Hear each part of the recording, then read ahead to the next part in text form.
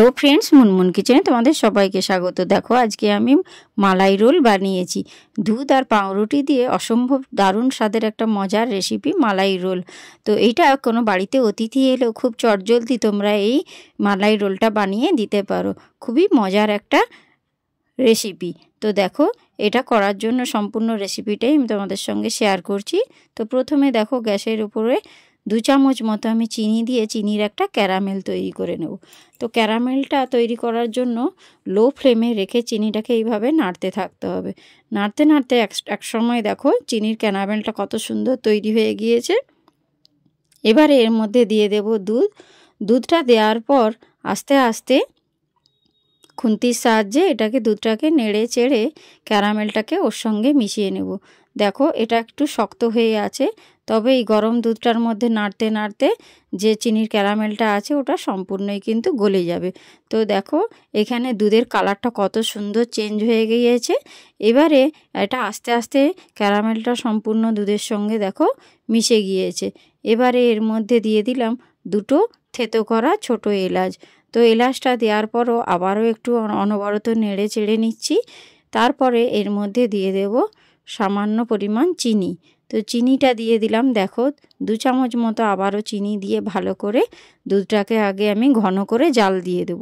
জাল দিয়ে ক্যারামেল দুধটা আমি আলাদা একটা পাত্রে তুলে রাখবো। তো চিনিটা দেওয়ার পর আর একটু ফুটিয়ে দেখো দুধটা কত সুন্দর ঘন আর গাঢ় হয়ে গিয়েছে।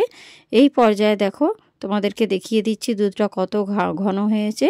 এবারে আমি এটাকে খানিকটা দুধ এখান থেকে তুলে আমি একটা বাটির মধ্যে রেখে দিচ্ছি, কারণ এই দুধটা আমার পরে কাজে লাগবে। তো দেখো তোমরা এইভাবে খানিকটা দুধ এখান থেকে তুলে আমি সরিয়ে একটা পাত্রের মধ্যে রেখে দিচ্ছি। এবারে বাকি যে দুধটা রয়েছে, দুধের ক্যারামেলটা রয়েছে, তার মধ্যে দিয়ে দিলাম 2 চামচ মতো সুজি। তো সুজিটাকে দেওয়ার পরও অনবরত নেড়ে আমি একটা মালাই বানিয়ে নেব। দুধ আর সুজি দিয়ে একটা মালাই বানিয়ে নেব।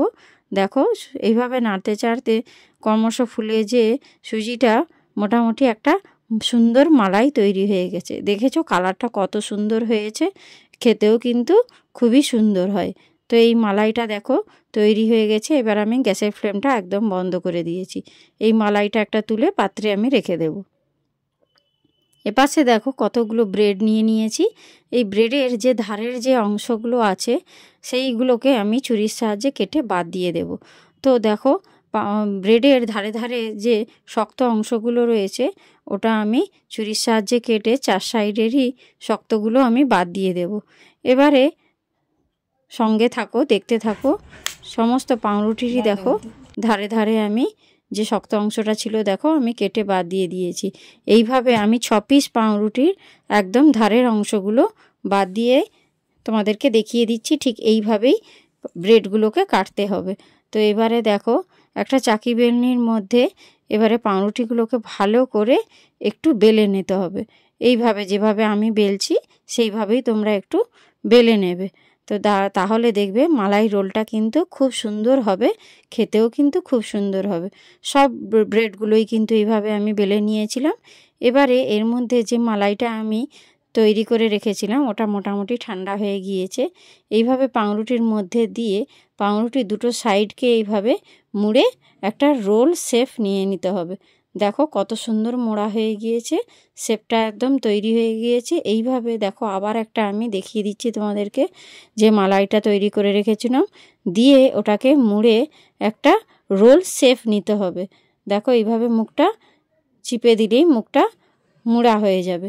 এভাবে দেখো সব যে 6টা পাউরুটি আমি করেছিলাম সবগুলো এইভাবে মালাইটা দিয়ে মুড়ে নিয়েছি। এবারে যে দুধটা আমি তুলে রেখেছিলাম ওই দুধটা ওর মধ্যে দেব। এবারে দেখো তোমাদেরকে আমি দেখিয়ে দিচ্ছি কত সুন্দর মালাই দিয়ে মুড়ে নিয়েছি।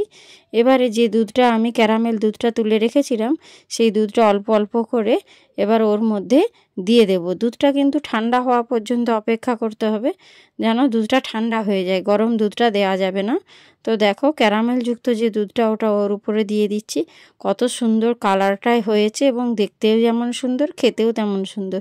তো দেখো আমার এবারে ওটা মোটামুটি রেডি হয়ে গিয়েছে। এবারে একটা লবঙ্গ প্রত্যেকটার মধ্যে আমি দিয়ে দিচ্ছি। লবঙ্গ যে ফুলটা থাকে সেটা ফেলে দিয়ে বাকি যে অংশটা থাকে সেটা দিয়ে ওর ওপর একটা করে কিশমিশ দিয়ে আমি এই মালাই রোলটা সাজিয়ে নিচ্ছি। এতে কিন্তু দেখতে খুব সুন্দর লাগে।